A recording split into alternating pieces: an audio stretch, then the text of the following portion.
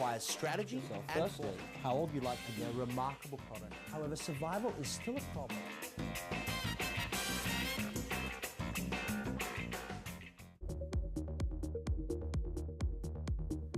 No one can deny the impact of small business in Australia's growing economy.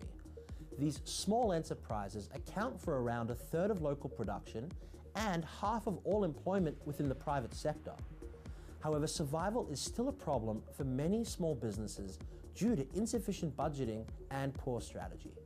In the studio to talk to us about this is our regular finance expert, David Chow. Hi David, great to see you again.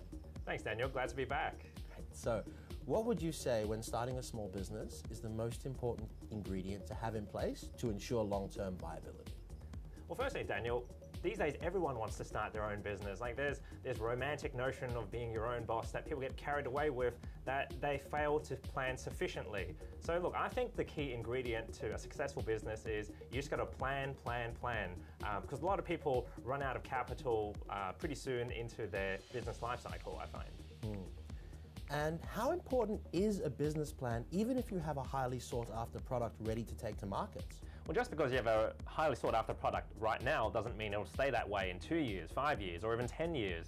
So your business plan needs to take into account changes in the future, changes in demographics, technological disruption. So every business absolutely needs a business plan. Great. Now, social media can affect businesses both positively and negatively. What would you say is the best bit of advice to give to someone who wishes to use social media effectively? Well, I'd say get onto everything. Facebook, LinkedIn, Twitter, you name it. It's free and everyone else is on it.